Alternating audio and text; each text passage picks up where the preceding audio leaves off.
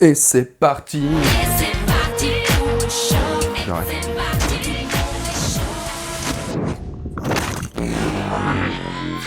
Bonjour à tous, très heureux de vous retrouver ce matin pour mes petites news moto. Il y a eu de grosses révélations en plus cette semaine. Il y a de fortes chances honnêtement que je vous en aurais parlé plus tôt, notamment de la nouvelle Harley Davidson, si la chasse aux deux roues n'était pas encore montée d'un cran. Il y a de ça quelques jours. Rassurez-vous, je vais le faire aujourd'hui. Comme je vous parlerai aussi de la version définitive du CE04, le fameux scooter électrique de BMW. Mais avant ça, j'ai deux ou trois petites choses très sympas aussi à vous montrer, et une pas super sympa d'ailleurs.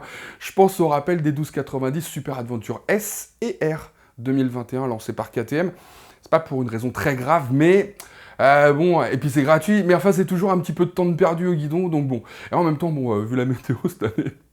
Bref, voilà ce que dit KTM. Dans des conditions extrêmes, il est possible que le bouchon du tuyau de drainage du filtre à charbon actif soit endommagé par la chaleur du système d'échappement. Pour cette raison, le bouchon existant doit être remplacé par donc la nouvelle version en aluminium. Vous voyez que c'est pas bien méchant, mais ça doit être fait. Donc si vous avez acheté une 1290 SAS ou SAR 2021 et que vous êtes parti en vacances et que donc vous pouvez pas voir si un courrier vous a été adressé par KTM, eh ben vous pouvez vérifier sur le site internet de KTM dans la rubrique service. C'est en description de la vidéo, donc pour savoir si votre moto est concernée. Voilà, c'est dit, une bonne nouvelle maintenant. Vous vous souvenez peut-être de l'aventure débutée récemment par Johan Genouvrier avec Royal Vintage, qui se fait fort donc de porter un grand coup de projecteur sur les préparateurs moto français notamment. Eh bien figurez-vous que des discussions menées avec Honda ont permis à FCR Original, un préparateur basé dans la région de Poitiers, membre donc du réseau Royal Vintage, de réaliser deux préparations sur la base du CMX 1100. Voici donc le Honda CMX Sport by Royal Vintage et FCR Original, et le Honda CMX Bobber by Royal Vintage et FCR Original. C'est pas facile à dire, Et franchement, je tenais à vous les montrer parce que je trouve le résultat vraiment pas mal du tout, et surtout parce que ça fait plaisir de voir qu'en France, il y a encore des gens pour qui la moto, ça compte, Vous voyez, je vous mets le lien dans la description pour ceux que ça intéresse de voir tout ce qui a été fait en termes de préparation sur ces deux CMX 1100 de Honda, donc par Royal Vintage et FCR Original.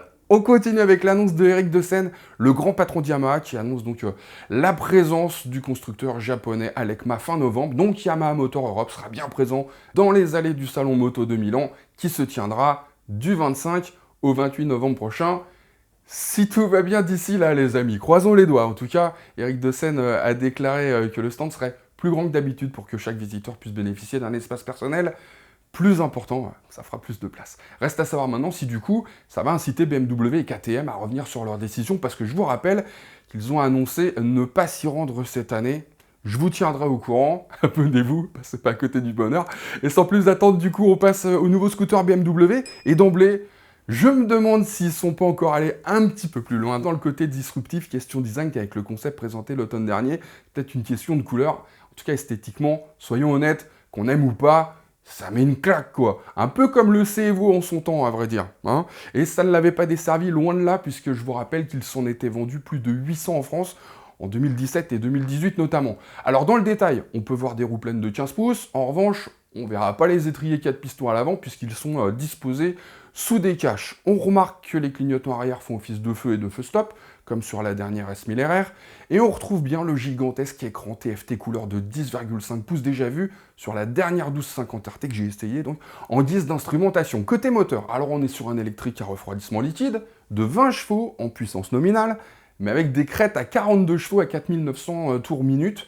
On était sur du 48 chevaux en crête et 72 Nm pour le long range, accessible uniquement au permis moto. Là, il dispose donc de 62 Nm de couple, mais il perd 44 kg. Vous allez me dire que ça fait encore quand même 231 kg. Mais à titre de comparaison, un T-Max, en gros, c'est 48 chevaux et 56 Nm de couple pour 220 kg. Là, on est donc sur du 42 chevaux et 62 Nm de couple pour seulement 11 kg de plus. Mais le plus dingue dans l'histoire, à mon avis, ça concerne la version permis B, donc qui est limitée à 15 chevaux, nominal, parce qu'en crête, ça fera quand même 31 chevaux. Le couple, lui, il ne changera pas. Il proposera donc toujours 62 Nm entre 0 et 4900 tours minute, parce que je vous rappelle qu'avec l'électrique, c'est sur toute la plage de régime, le couple.